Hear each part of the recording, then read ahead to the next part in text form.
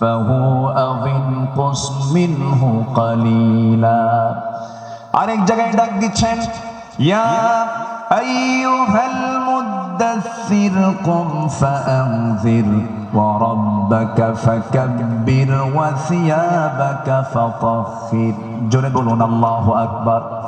ঠিক এই জায়গায় আল্লাহ রাব্বুল আলামিন সূরাতুল আহজাবের 45 নম্বর আয়াত আল্লাহ রাব্বুল আলামিন তাকে কি সুন্দর করে ডাক দিচ্ছেন ইয়া আইয়ুহান নাবিয়্যু ইন্না আরসালনাকা শাহিদাও ওয়া মুবাশশিরাও ওয়া নাযীরাও ওয়া দাঈয়ান ইলাল্লাহি বিইذনিহি ওয়া সিরাজাম মুনীরা জোরে বলুন আল্লাহু আকবার। হে আমার নবী, আমি আপনাকে পাঠিয়েছি সাক্ষী করে, শাহিদ করে, মুবাশশির করে, সুসংবাদদাতা করে, ওয়া নাযীরা ভীতি প্রদর্শনকারী করে পাঠিয়েছি এবং আল্লাহর পথে দায়ী করে পাঠিয়েছি। আমার আল্লাহ তাআলা আমার রাসূলকে এত সম্মান দিয়েছেন, দুঃখজনক হলো সত্য বিগত 16 বছরে শুধু আলেমদের উপরে নির্যাতন হয়েছে তা নয়, আমার রাসূলকে নিয়ে বাজে কটূক্তি পর্যন্ত করা হয়েছে, ঠিক কি না? রাসূলকে নিয়ে অনেক কটূক্তিও করেছে বিভিন্ন ব্লগাররা। আমার দেশে কিছু বুদ্ধিজীবী আছে যাদের কাজই হলো ইসলাম নিয়ে বাজে কথা বলা, রাসূলকে নিয়ে বাজে কথা বলা।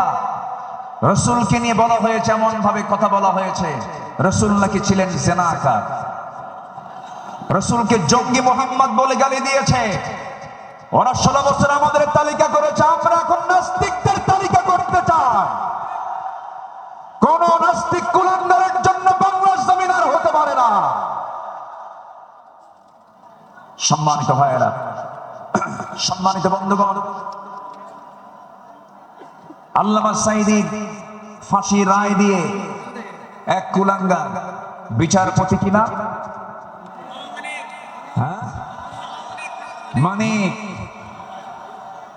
হ্যাঁ 2 বছর আগে, বছর 2 আগে আমার নামেও তালিকা করেছিল, 116 জন আলেমের তালিকা করেছিল। 2 বছর পার হয় নাই, আল্লাহ তাআলা তার উপযুক্ত জবাব দিয়ে দিয়েছেন। ছাত্র বৈষম্য বিরোধী আন্দোলনে যারা অগ্রণী ভূমিকা পালন করেছেন তাদের জন্য দোয়া করতেই হয়। সম্মানিত ভাইয়েরা, এই পেকুয়ার মাটিতে চট্টগ্রাম বিভাগের প্রথম শহীদ হয়েছে এই চট্টগ্রামের এই পেকুয়ার সন্তান শহীদ অসীম।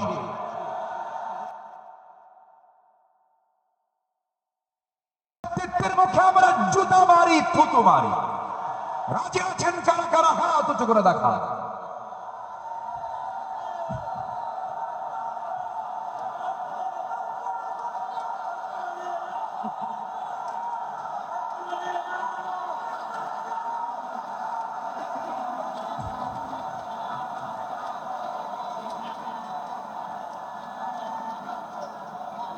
আল্লাহ কবুল করুন, জোরে বলি আল্লাহুম্মা আমিন।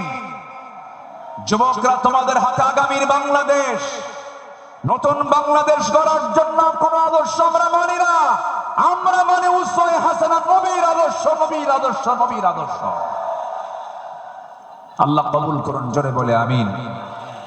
প্রত্যেক মাহফিলে টাইম সিলেকশন থাকে না, আজকের মাহফিলে টাইম সিলেকশন আছে। আমাকে খুব অল্প সময়ের মধ্যে হয়তো আমাকে শেষ করতে হবে, এই জন্য আমাকে সামারাইজ করে, সংক্ষিপ্ত করে কিছু কথা বলতে হচ্ছে। সম্মানিত ভাইয়েরা, সম্মানিত বন্ধুগণ, এই মাহফিলের এই প্ল্যাটফর্মে 16 বছর যারা এই কাজ করেছেন তাদেরকে ভালোভাবে মাহফিল করতে দেওয়া হয়নি। আমি আব্দুল্লাহ আল আমিন, আমাকে কত জায়গা থেকে মাহফিলের এই প্ল্যাটফর্ম থেকে, এই চেয়ার থেকে কতবার ধরে নিয়ে যাওয়া হয়েছে এটার হিসাব আমার নাই। সাতক্ষীরায় গেলাম, খুলনায় গেলাম, পাবনাতে, পাবনার দারুল আমান ট্রাস্ট আল্লামা সাঈদীর শেষ মাহফিল ছিল 2010 সাল। এরপরে 2011, 12, 13, 14 এই কয়েক বছর মাহফিল কোনো মতো করতে পারছি। এরপরেই 2015 সালে সেই মাহফিল করতে গিয়ে আমাকে লক্ষ্য করে গুলি পর্যন্ত করা হয়েছে। সম্মানিত ভাইয়েরা, এরকম করে তারা চেয়েছিল এই আওয়াজকে বন্ধ করতে, কিন্তু না, কোরআনের আওয়াজ যারা বন্ধ করতে চেয়েছে তাদের আওয়াজই বন্ধ হয়ে গেছে। তারা কি আছে? আলেমরা পালায়, আস্তে কোন আলেমরা পালায়।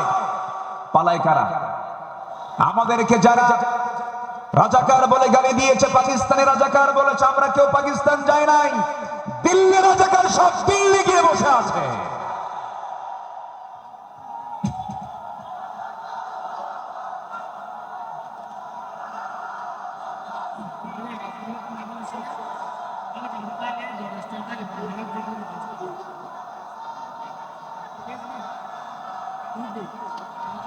রসুলকে আমরা মানবো এক জায়গায় না সব জায়গায়? আসতে বলবেন না, এক জায়গায় না সব জায়গায়? সব জায়গায়। রসুলকে নামাজে মানবেন, রসুলকে রোজায় মানবেন, রসুলকে দাড়িতে মানবেন, রসুলকে মিষ্টি খাওয়াতে মানবেন, রসুলকে আপনি উহুদে মানবেন না, রক্ত ঝরাতে মানবেন না, দাঁত ভাঙবেন না, রাষ্ট্র পরিচালনায় রসুলকে মানবেন না। আপনি উম্মত নন, আপনি ভণ্ড, আপনি প্রতারক। রসুলকে সব জায়গায় মানতে হবে, তিনি আমার মডেল। আল্লাহ তাআলা আমাকেই শুধুমাত্র সেই নেতৃত্বে মানতে দিয়েছেন, মানার জন্য অর্ডার দিয়েছেন, তিনি হচ্ছেন মুহাম্মদ সাল্লাল্লাহু। ঘটনা কি এখানে কি হয়েছে শোনা যায় না নাকি?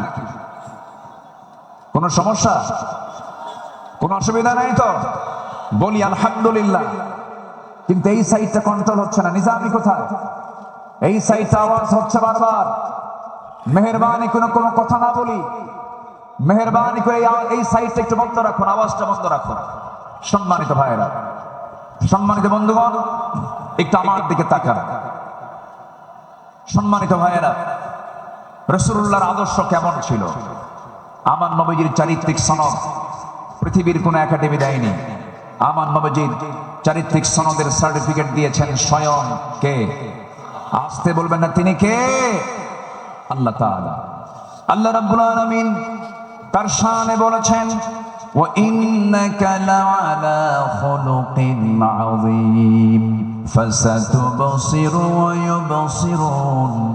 আমার বন্ধুগণ, রাসূলকে যখন মক্কার কাফের মুশরিকরা নানাভাবে কটূক্তি করা শুরু করে দিল, কেউ বলল লেজ কাটা, কেউ বলল নির্বংশ, কেউ বলল নতুন ধর্মের প্রবর্তক, রাসূল কিনা আজে বাজে কথা যখন বলা শুরু হয়ে গেল, আমার নবীর শানে আল্লাহ রাব্বুল আলামিন সূরা কালাম নাযিল করে সব সুস্পষ্ট জানায় দিলেন, হে রাসূল, আপনাকে যে যা বলে বলুক, কোনো হতাশ হবেন না, কোনো চিন্তা করবেন না, আপনি হলেন সুমহান চরিত্রের অধিকারী। জোরে বলি সুবহানাল্লাহ। রাসূলকে উপহার দিলেন সূরা কাউসার।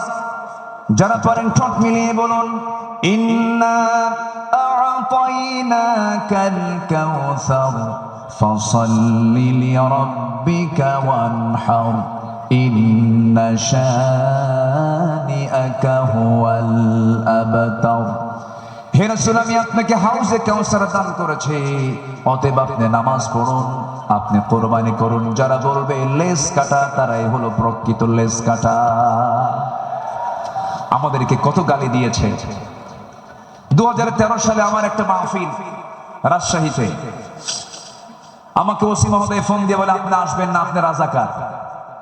বললাম, আপনি আমাকে রাজাকার বলেন, আপনি কি আমাকে চিনেন? কে? শুনেছি। বললাম, 1971 সালে তো আমার মায়েরই বিয়ে হয় নাই।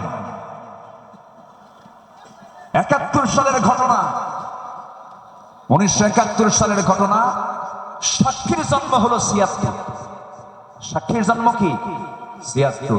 তাহলে এই সাক্ষী 71-এর ঘটনা দেখলো কেমনে? রুহের জগৎ থেকে দেখছে। এইরকম করে মিথ্যাচার করে তারা চালিয়েছিল 16 বছর।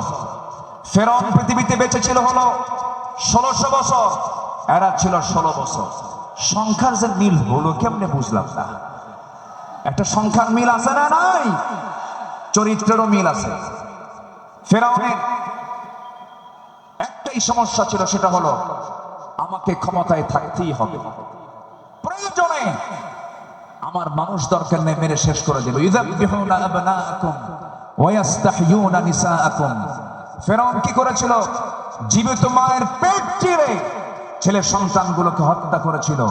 এই পৃথিবীতে হত্যা রাজনীতি ক্ষমতাকে পাকাপোক্ত করার জন্য হত্যা রাজনীতি প্রথম শুরু করেছিল ফেরাউন।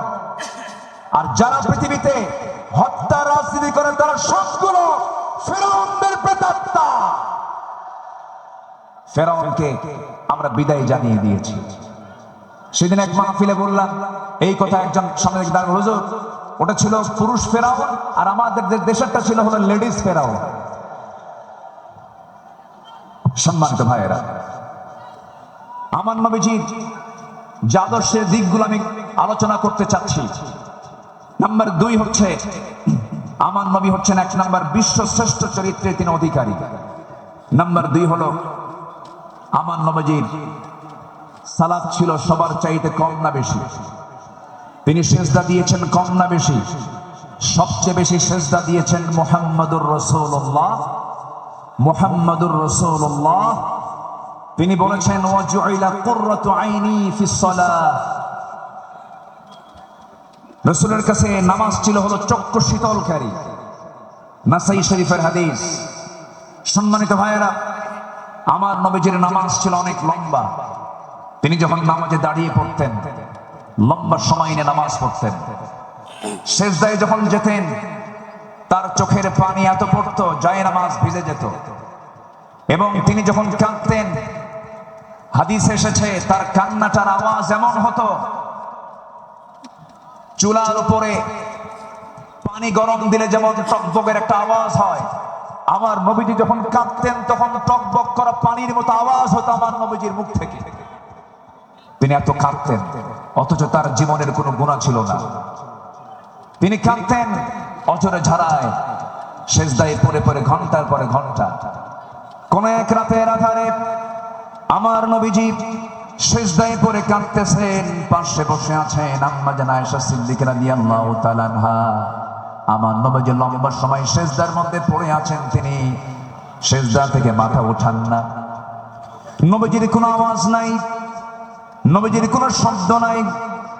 ঘন্টা পার হয়ে যায়, আম্মা জান আয়েশা মনে করছেন রাসূল বুঝি ইন্তেকাল করলেন কিনা। নবীজির গায়ে চিমটি কাটলেন, চিমটি কাটার সঙ্গে সঙ্গে তিনি নড়ে উঠলেন। সালাম ফেরা শেষ হলো। রাসূল বলছেন আয়েশা তুমি আমাকে চিমটি কাটলে কেন?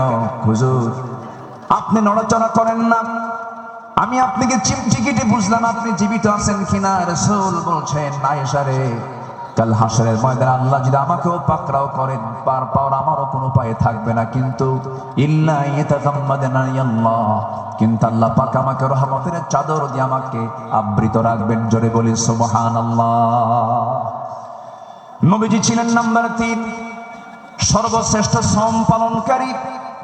তিনি সারা জীবন প্রতি সোমবার এবং বৃহস্পতিবার তিনি শ্রম পালন করতেন।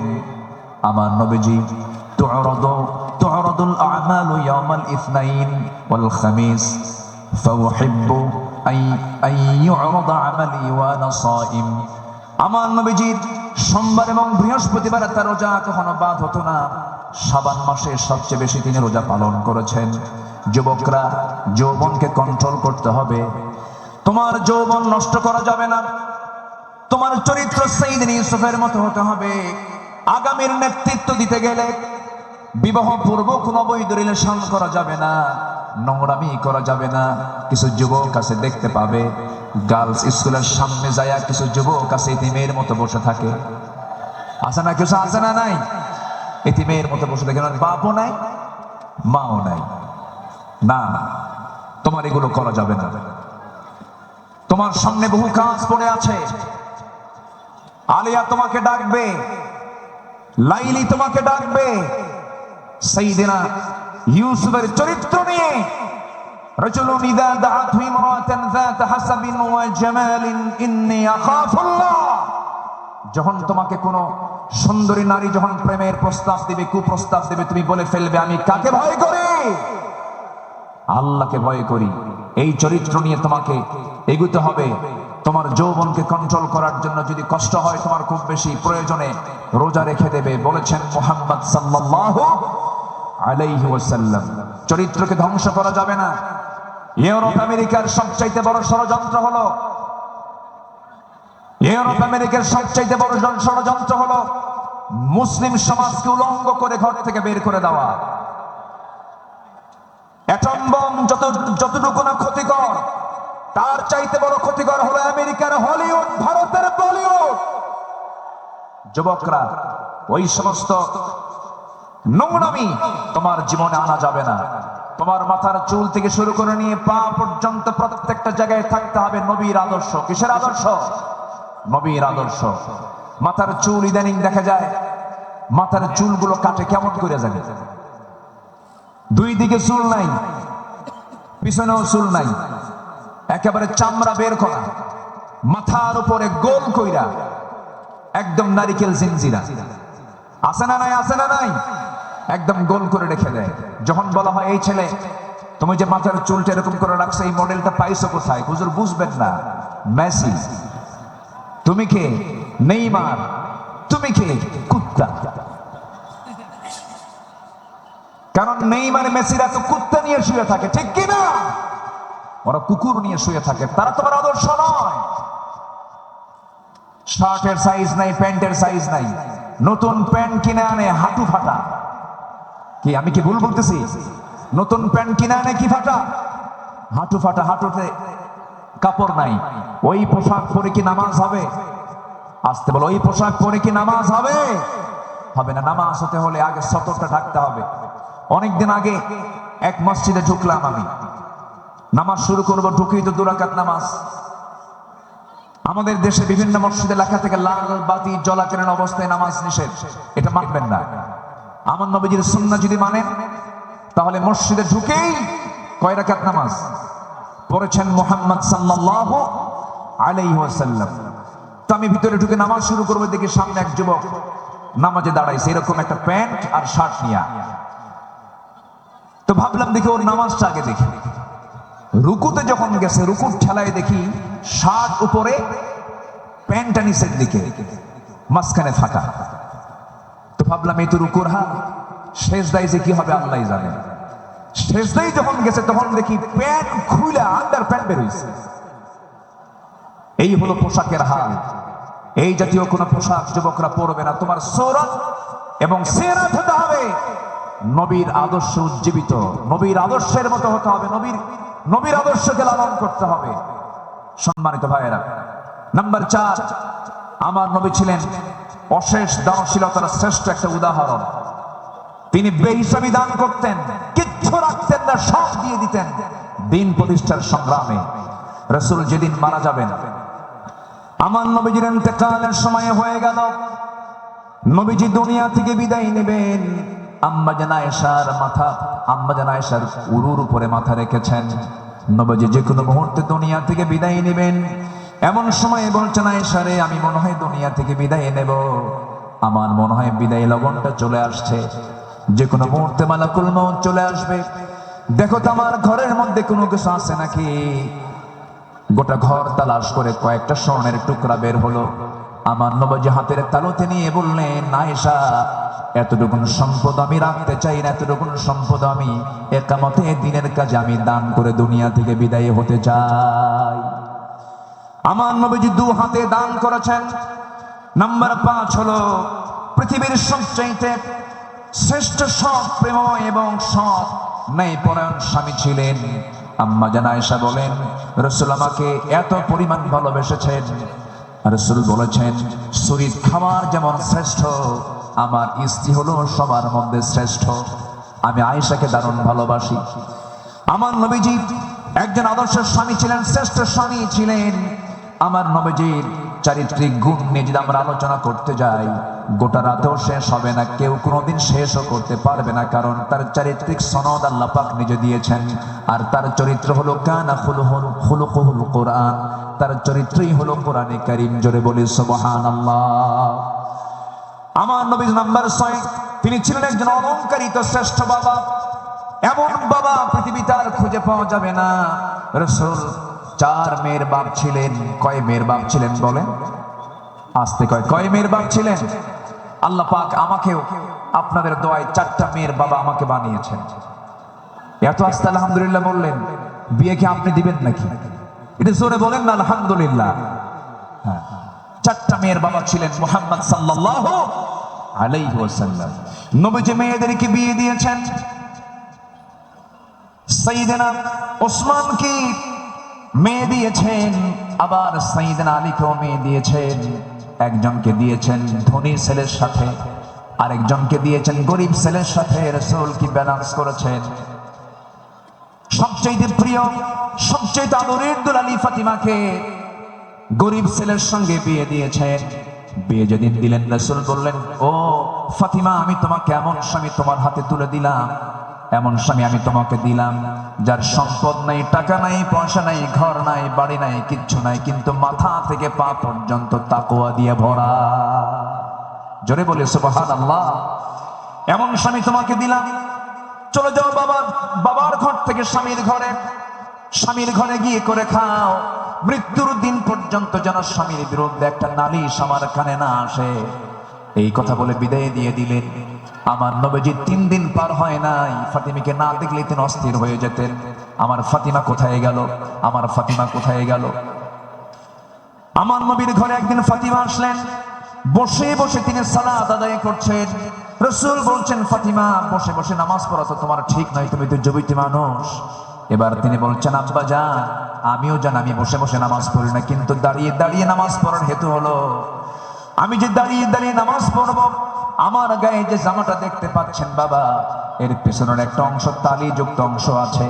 আমি যদি দাঁড়িয়ে থেকে নামাজ আদায় করতে যাই, আপনার চোখে এই তালি অংশটুকু পড়তে পারে। আপনি হয়তো আমার স্বামীর ব্যাপারে নেগেটিভ সেন্স আনতে পারেন, হারে আমার মেয়ে কালী কাপড়ে কষ্ট দেয়, আমার স্বামীর এতটুকুন দুর্নাম প্রকাশ পেয়ে যাক, আমি এটা চাই নাই বলে আমি বসে বসে নামাজ আদায় করছি। জোরে বলি সুবহানাল্লাহ। এবং মেয়েকে বিয়ে দিয়ে বললেন, ও আমার মেয়ে ফাতিমা, স্বামীর ঘরে চলে যাও। মৃত্যুর দিন পর্যন্ত যেন স্বামীর বিরুদ্ধে একটা নালিশ যেন আমার কানে না আসে। সংসার করে খাও। বিয়ের পরে বাবার ঘরের চাইতে শ্রেষ্ঠ ঘর হলো স্বামীর ঘর, স্বামীর ঘরে করে খাও। কিন্তু আজকের বাপরা কি তা কয়? আজকের বাপরা কি কয় জানেন? মেয়ে বিয়ে দিয়ে কয়, মা চলে যা স্বামীর ঘরে, যদি কিছু বলে শুধু ফোন দিবি, খাইয়া ফালামো। ঠিক আছে না? না, এই আচরণ করা ঠিক নয়। আমার নবীজি একদিন বসে আছেন, ফাতিমা রাদিয়াল্লাহু তাআলা আনহা তিনি তার আব্বার সঙ্গে দেখা করার জন্য আসছেন। এসে বলছেন, আব্বা, আপনি হলেন রাষ্ট্রপ্রধান, আপনি যা বলবেন তাই হয়ে যাবে। আমি অভিযোগ নিয়ে আসি নাই, স্বামীর সঙ্গে পরামর্শ করে এসেছি। আমরা যে ঘরে থাকি ভাড়ার ঘর, মেঝেটা কাঁচা, গায়ে পায়ে কাপড়ে ময়লা লেগে যায়। আপনার 2টা নাতি হাসান হোসাইন, এদেরকে নিয়ে আমি সামলাতে পারি না।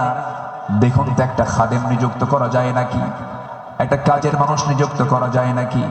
আমার রাসূল বলছেন, ও আমার কলিজার টুকরা মেয়ে ফাতিমা, এদিকে আসো।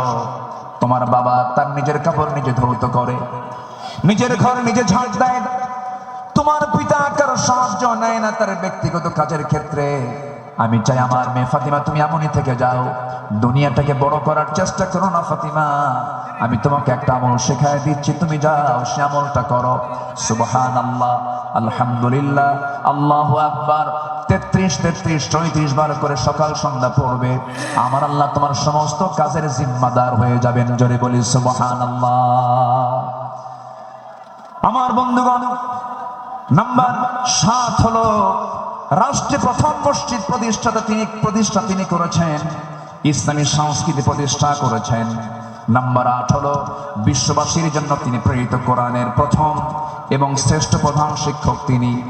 ইন্নামা বুইসতু মুআল্লিমান বুইসতু লিউতাম্মিমা মাকারিমাল আখলাক।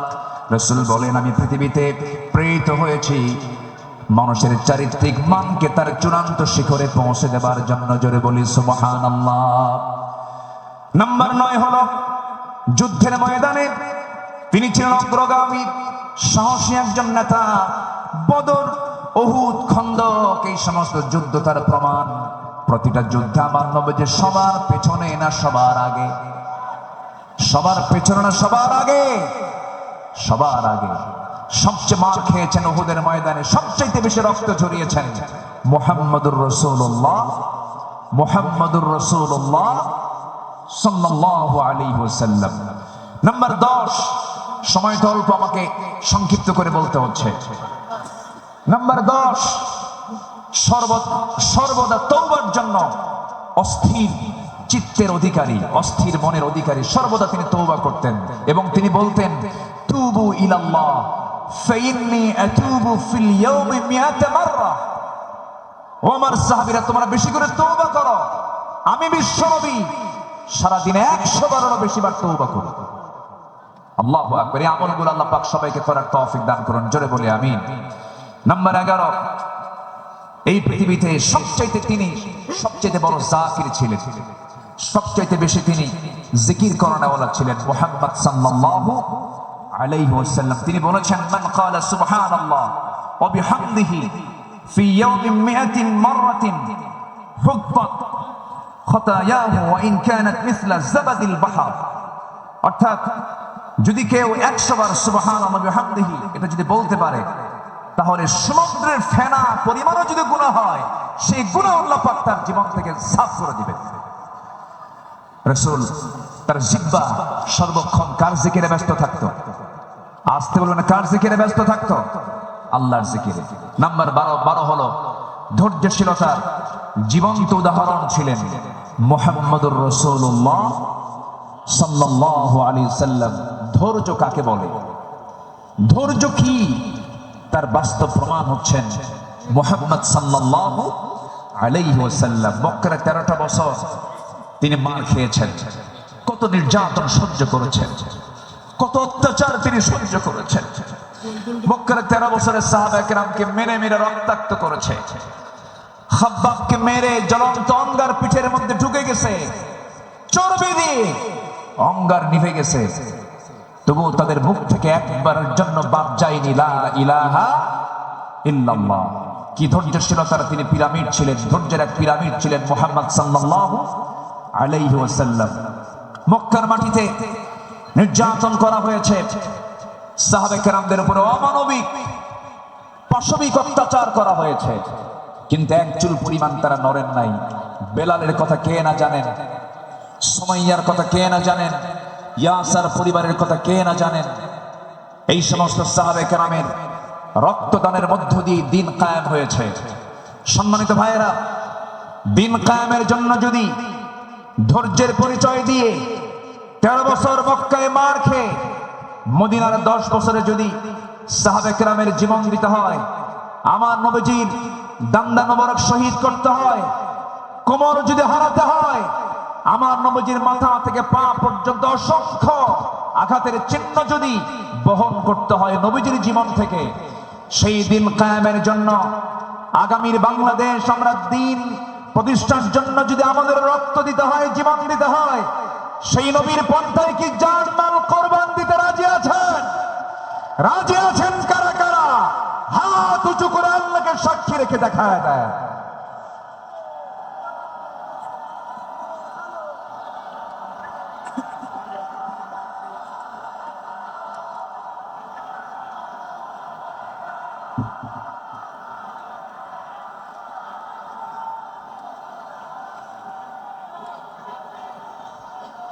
আল্লাহ কবুল করুন, জোরে বলে আমিন, আরো জোরে আমিন। বাইরে জীবন দেওয়া তো সস্তা না, যত রক্ত লাগে দেব, প্রয়োজনে লোক পাঠাবো, আমি যাব না। এই চরিত্রের মুনাফিক আমার দেশে আছে না নাই? আবু সাইদরা জীবন দেয়, আমার দেশের কিছু মুফতিরা ফতুয়া দেয়, ও তো শহীদ হয় নাই। হ্যাঁ, আবু সাইদরা জীবন দেয়, শহীদ অসীমরা জীবন দেয়, আমার দেশের কিছু ফতুয়া সন্ত্রাস, এগুলো ফতুয়া সন্ত্রাস। এরা ফতুয়া দেও নাকি শহীদ হয় নাই, তুমি কোন কসু করছো? আমার দেশে 16 বছর অনেক ওলামা, অনেক আলেম আমার দেশে অবস্থান করছেন, এখনো আছেন। বিগত 16 বছর তাদের উপর একটা মামলা তো দূরের কথা, একটা আচরও গায়ে লাগে নাই। দেশ যখন পট পরিবর্তন হয়েছে, চোরের মায়ের বড় গলা। মুনাফিক চেনা যায় নামাজে নয়, মুনাফিক চেনা যায় রোজায় নয়, মুনাফিক চেনা যায় সূরাতে নয়, মুনাফিক চেনা যায় হলো ময়দানে, মাঠে, জিহাদের প্রান্তরে। সম্মানিত ভাইয়েরা, আমার সময় ফুরিয়ে যাচ্ছে, আমি যে কোনো মুহূর্তে শেষ করে দেব। আজকের মাহফিলে আরো কাঙ্ক্ষিত মেহমান আছেন, বিশেষ করে আমার পরপরই আসছে নাকি?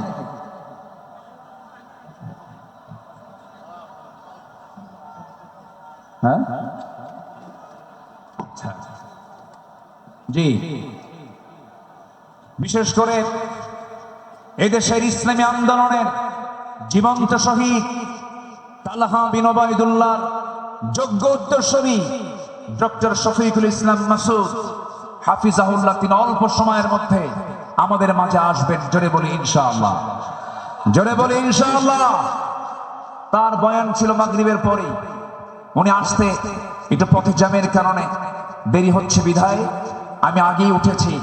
উনি ওনার তেজোদ্দীপ্ত হৃদয়ের খোরাক আপনাদের জুটাবেন। জোরে বলি ইনশাআল্লাহ, আর জোরে বলি ইনশাআল্লাহ।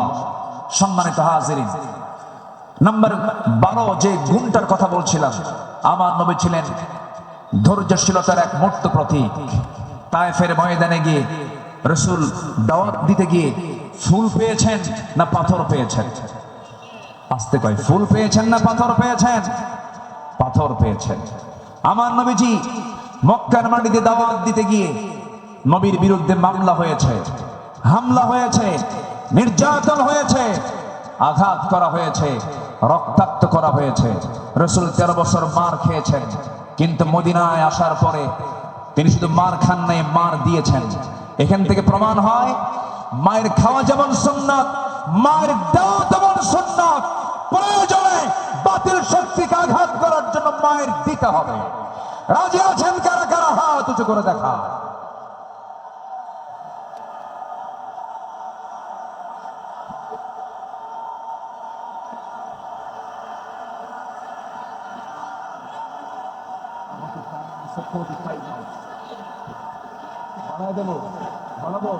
আচ্ছা,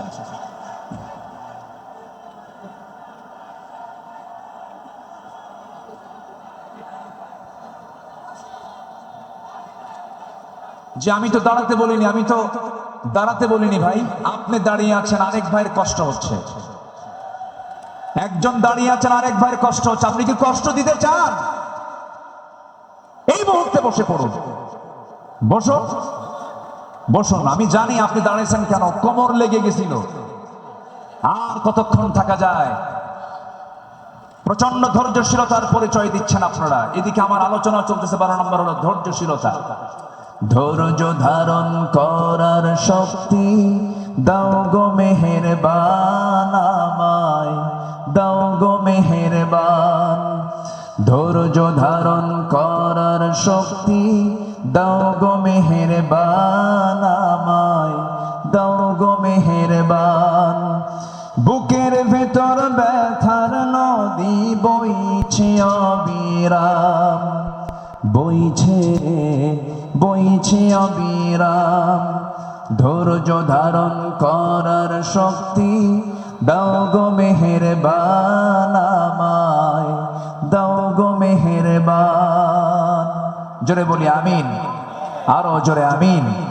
নাম্বার 13 হলো সৎ নেতৃত্ব এবং ন্যায় বিচারে উজ্জ্বল দৃষ্টান্ত রেখেছেন মুহাম্মদুর রাসূলুল্লাহ সাল্লাল্লাহু আলাইহি সাল্লাম। সবার কম বেশি জানা আছে, আমার নবীজির কাছে এক সম্ভ্রান্ত মহিলা চুরির প্রমাণ মিলেছে। নবীর কাছে রিপোর্ট এসেছে। রাসূল বললেন, তোমরা এই মহিলাকে নিয়ে যাও, কোনো কথা নেই। ইসলামের যে সিদ্ধান্ত, হাত কেটে ফেলা, ফাকতাউ আইদিয়াহুমা, আস-সারিকু ওয়াস-সারিকাতু ফাকতাউ আইদিয়াহুমা, কোনো কথা নেই, চুন্নি হলেও হাত কেটে দিতে হবে। সেই সম্ভ্রান্ত পরিবারের সদস্যবৃন্দ সাইয়েদনা ওমর ফারুকের কাছে গেলেন, গিয়ে বলতেছে, সাইয়েদনা ওমর, আপনি যদি একটু সুপারিশ করতেন, হয়তো আমাদের রাসূল একটু এখানে ক্ষমার দৃষ্টিতে দেখতেন, লঘু শাস্তি দিতেন। সাইয়েদনা ওমর ফারুক যখন তার কাছে গিয়ে বললেন, ইয়া রাসূলুল্লাহ, সম্ভ্রান্ত পরিবারের মেয়ে, দেখুন তো একটু এই জায়গায় শাস্তিটাকে কমিয়ে লঘু করা যায় কিনা। আমার নবীজির চেহারা রক্তিম আকার ধারণ করলো, নবীজির চেহারা লাল বর্ণ আকার ধারণ করলো। নবীজি এবার বলছেন, ওমর তোমার দারাজ কণ্ঠ কোথায় গেল? তোমার আওয়াজ তো খুব স্লো হয়ে গেছে, তুমি এমন দারাজ কণ্ঠ তোমার হারিয়ে গেল কেন? ওমর তুমি আমাকে যে প্রস্তাব দিতে এসেছো, আমি তোমাকে স্পষ্ট ভাষায় জানান দিতে চাই। এই জায়গায় যদি আল্লাহি লাউ আন্না ফাতিমাতু বিনতে মুহাম্মদ সারাকাত লাকাতাতু ইয়াদাহা, যদি এই মুহূর্তে আল্লাহর কসম করে বলি আমার কলিজার টুকরা ফাতিমা বিনতে মুহাম্মদ যদি চুরি করে ধরা পড়ে যেত, আমি রাসূল সময়কে সাক্ষী রেখে নিজ হাতে আমি আমার ফাতিমার হাত কেটে দিতাম। জোরে বলি আল্লাহু আকবার, আর জোরে আল্লাহু আকবার। সেই বিচার, সেই শাসনকে আমরা দেখতে চাই। সেই বিশ্বনবীর তৈরি করা, তিনি যে পার্লামেন্ট তৈরি করেছিলেন, যে আদালত কায়েম করেছিলেন কোরআনের, আমরা সৎ এবং যোগ্য নেতৃত্ব কায়েম করব, সেই কাজে আমরা নিজেকে প্রস্তুত করব। জোরে বলি ইনশাআল্লাহ, আরো জোরে বলি ইনশাআল্লাহ। জিকির করি লা ইলাহা